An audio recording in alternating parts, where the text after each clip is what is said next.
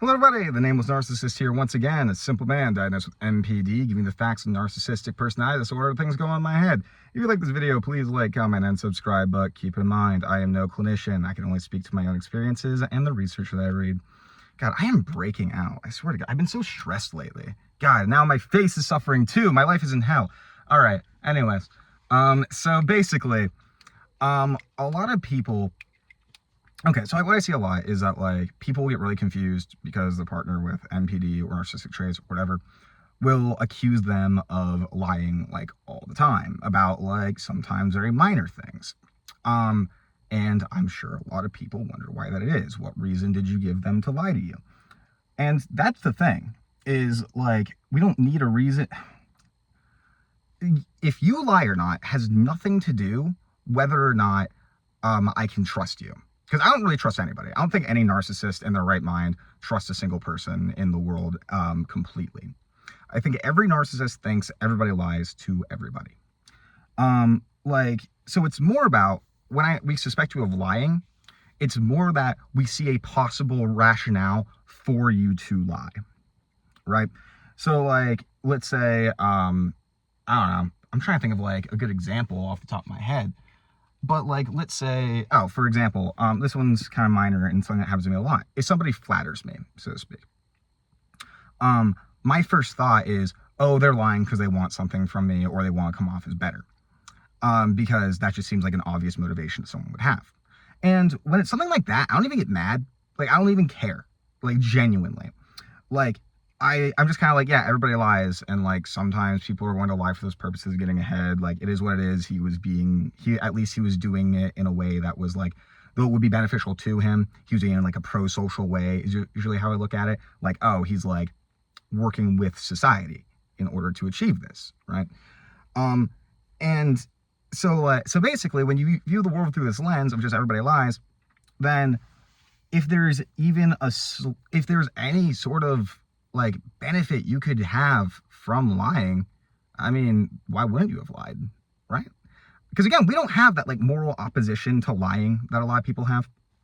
And this seems to be very common with a lot of cluster Bs, according to Dr. Todd Grande at least, where it's like, okay, lying in itself isn't a virtue. Lying in itself doesn't matter. It's how you lie. It's what you're lying about. For what reasons you're lying. Is it justified? Are you doing something good with the lie? Is the lying selfish? Right? And that will kind of dictates our morality around lying, right? If I can trust somebody, I'm not going to lie to them in ways that's going to hurt them or hurt the people or, like, or be detrimental to them. But I'm still going to lie to them to basically maybe make myself look better to them and stuff. Like, and then, like, a lot of people ask sometimes, and it's funny because people ask, it's like, oh, does it get hard to keep track of all the lies? And I look at them like they're crazy people because I'm like, of course not. It's, like, so second nature. Basically, if I lie about something that happened in my life, let's say let's say I told people that I ran a marathon, right? And I bragged to a bunch of people about this marathon that I did not run. First of all, I'm probably lying about it because I'm thinking, well, I could run a marathon, so, like, I might as well just say that I have, if that makes sense. That probably doesn't make sense, but I hope how I'm thinking, like, I hope the way I'm thinking makes sense in terms of how a narcissist would think. So yeah, I might as well tell them. And as I'm telling these people, this is part of the narrative now. This is part of the narcissist, like, my life story. This is as true as anything else I've done. Now, in the back of my head, don't get me wrong, like, in the back of my head, I do know at some level that's not true. But it's just as real to me as me having breakfast that morning, basically. That's as much a part of me as that is. Any true thing about me is as true as me having gone and run a marathon now, right? And, like, it gets to the point sometimes that, like, I literally, like, I can usually remember the truth, but I'm so defended against it at some points. Like, I will get so, what's the word? Like, I rationalize the lie so well that, like, I have a hard time even, like, I'll think about the thing, and if I really think about it, I'll know it's a lie, but, like, when I'm talking about it or thinking about it, I don't even think about it, because it's like, it is as much a truth as anything else is. So it's like, it's not hard to keep track of at all. But yeah, and so basically all these things in consideration, if like the only time though, and like when a narcissist will like start accusing you of these things, the only time that I really get upset about somebody lying is when it feels like they're basically calling me stupid for being able to fall for what I view as a transparent lie. Right. So if I think this lie, and that's the thing, is that like so many of these probably wouldn't be, even if you were lying about it, they probably wouldn't be obvious lies, but to us, because of the motivation, it would be obvious, right? Or if there's any sort of inconsistency.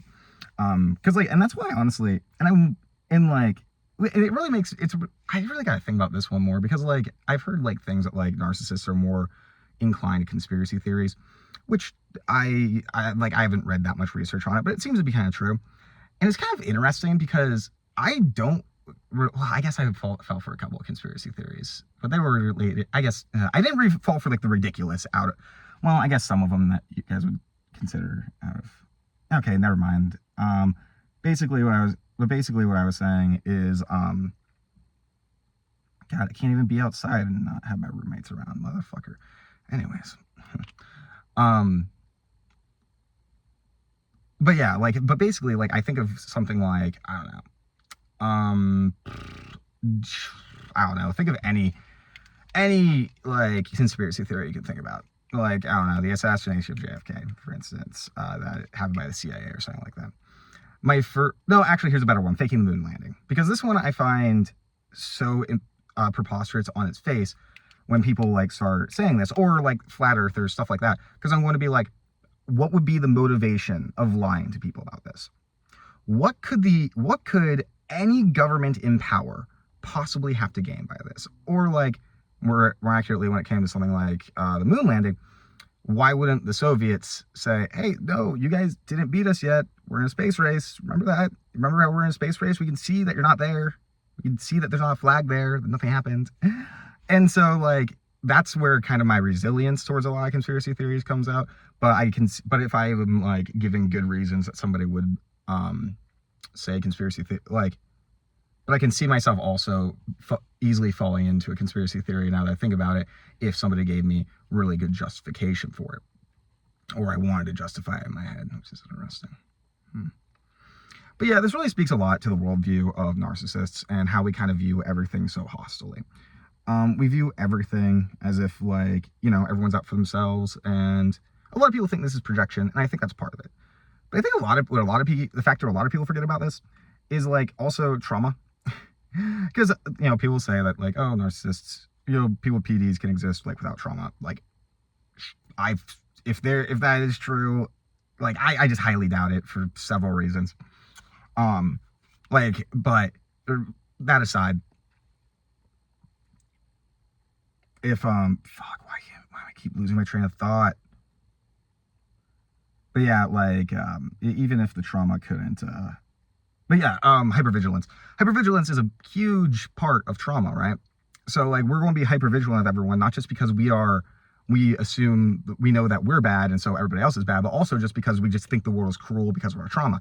And you see this in some other personality disorders too. They, even though that they're less aggressive and proactive in their exploitation, they're still kind of they think the world's like a bad place. Actually, on like some questionnaires for PTSD, one of like the questions is like, I think the world is an inherently bad place or dangerous place and stuff like that. So there's a big trauma component to that as well.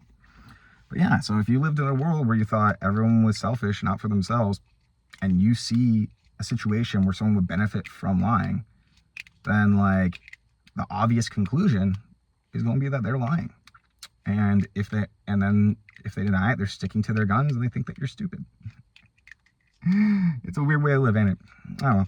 Anyways, hope that makes sense. And take your fucking meds, please.